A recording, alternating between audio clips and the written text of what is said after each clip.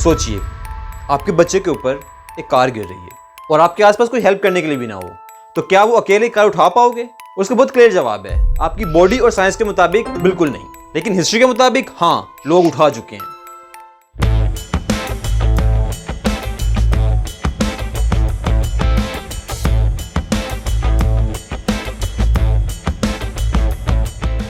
क्योंकि दुनिया में एक ऐसा वेट लिफ्टर भी गुजरा है जिसने ह्यूमन बॉडी के लिमिट को क्रॉस करके रिकॉर्ड बना दिया है। एडी हॉल यूके का रहने वाला एक प्रोफेशनल वेट लिफ्टर, जहां वेट लिफ्टर 300 या 400 किलो वेट उठा सकते हैं, वहीं इसने 500 किलोग्राम वेट उठाकर रिकॉर्ड कायम कर दिया।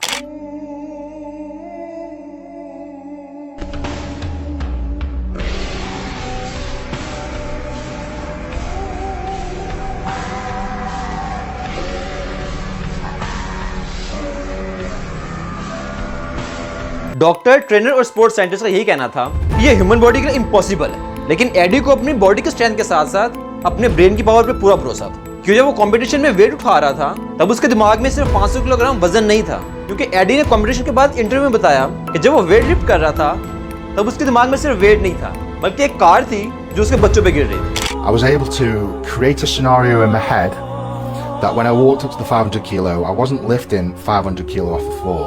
I was lifting a car off of my kids.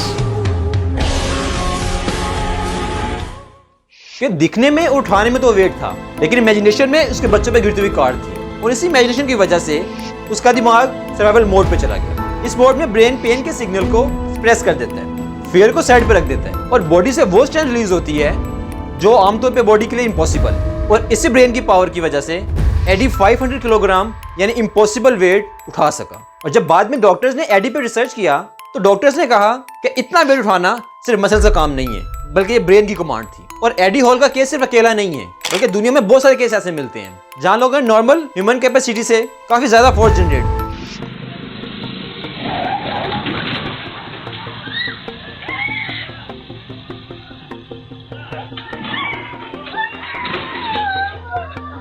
India के स्कूल गोइंग लड़की ने रिक्शे के एक एक्सीडेंट के बाद अपने इस ब्रेन पावर को यूज करते हुए उस रिक्शे को अकेले उठा लिया ताकि लोगों की जान बच सके। अब जरा ये वीडियो देखें।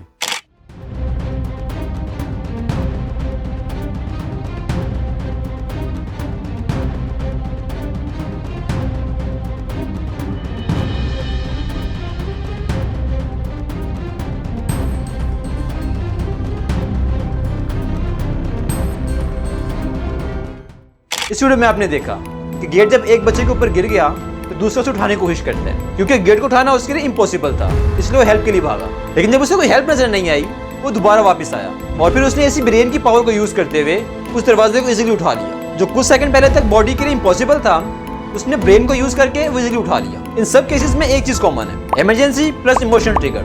जब दिमाग को लगता है कि अगर अभी एक्शन ना लिया तो कोई मर सकता है, तो ब्रेन नॉर्मल सेफ्टी लिमिट्स हटा देता है। साइंटिस्ट इसे हिस्ट्रिकल स्ट्रेंथ कहते हैं, एक टेम्परेरी स्टेट जहां एड्रेनलिन और न्यूरल एक्टिवेशन मसल्स को एक्स्ट्रा आउटपुट देने पे मजबूर कर देती है। ये स्ट्रेंथ परमानेंट नहीं होती और कंट्रोल में भी नहीं होती, लेकिन रियल होती है। अब इस पॉइंट पे एक और एग्जांपल समझना बहुत जरूरी है। आपने सर्कस में एलिफेंट तो देखा होगा। जब सर्कस का एलिफेंट बहुत छोटा था तब उसके पाँव में छोटी सी चेन बांधी गई थी। वो चाहे जितनी भी कोशिश करता चेन नहीं टूटती, बल्कि उसे दर्द होता। और टाइम के साथ साथ उस एलिफेंट ने सीख लिया था कि मैं कितनी भी कोशिश कर लूं मैं आजाद नहीं हो सकता, और अगर मैं और ज्यादा जोर लगाऊंगा तो खुद को दर्द होगा। सालों बाद वही एलिफेंट जब बड़ा हो गया बहुत पावरफुल हो गया, इतना पावरफुल कि पूरी सर्कस गिरा दे। तब भी उसको बांध के रखने के लिए सिर्फ छोटी सी चेन ही काफी होती है, क्योंकि चेन स्ट्रॉन्ग नहीं हुई थी, बल्कि उसका बिलीफ स्ट्रॉन्ग हो गया था। मसला ये नहीं कि उस छोटी चेन को तोड़ सकता कि नहीं तोड़ सकता, बल्कि उसके दिमाग ने मान लिया था कि उसके लिए इम्पॉसिबल है। और यही सेम चीज इंसानों के साथ भी होती है। हम खुद को जितना कैपेबल समझते हैं, एक्चुअली हम उससे कई गुना ज्यादा कैपेबल होते हैं, क्योंकि हम भी उस एलिफेंट की तरह पहले ही अपने दिमाग में स्ट्रॉन्ग बिलीफ बना लेते हैं कि मैं नहीं कर सकता,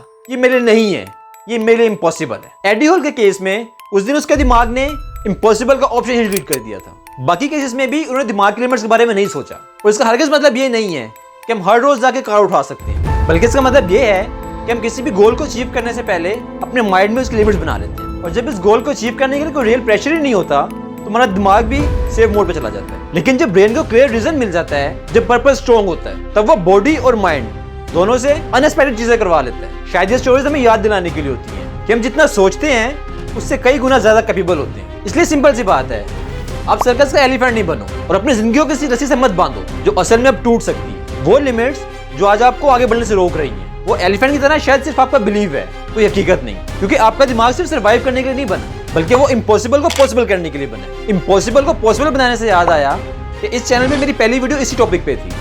आई बटन पर क्लिक करके ब्रेन की पावर के कॉन्सेप्ट को जरूर समझें। इन सब केस में कोई स्पेशल लोग नहीं थे, ये सब नॉर्मल लोग थे, आपकी और मेरी तरह। हम सबके पास ये स्ट्रेंथ मौजूद है, लेकिन अनलॉक है। लेकिन फर्क सिर्फ इतना है कि उस वक्त उनके ब्रेन ने ये पावर अनलॉक करने की परमिशन दे दी थी। अपने बिलीफ के बजाय अपने दिमाग के स्ट्रेंथ को यूज करना सीखें, क्योंकि सक्सेसफुल लोग भी हमारी तरह नॉर्मल हैं। बल्कि फर्क सिर्फ इतना है कि अपने ब्रेन के स्ट्रेंथ को यूज करना जानते हैं। और शायद रॉन्ग बिलीफ की वजह से पास्ट में कुछ ऐसे काम भी थे जो उस वक्त आप नहीं कर सके, लेकिन आप असल में इतने कैपेबल हैं कि वो काम कर सकते हैं। ये आप पे डिपेंड करता है कि आप उस सर्कस से हाथी की तरफ बंधे रहो या अपने ब्रेन की पावर को यूज करके उस रस्सी को तोड़ के अपने गोल को अचीव कर लो। ये वीडियो उन लोगों के साथ शेयर करें जो सर्कस से हाथी की तरह रॉन्ग बिलीफ के साथ बंधे हुए हैं। और ऐसी वीडियो देखने के लिए सब्सक्राइब नहीं। You like this video, hit the like.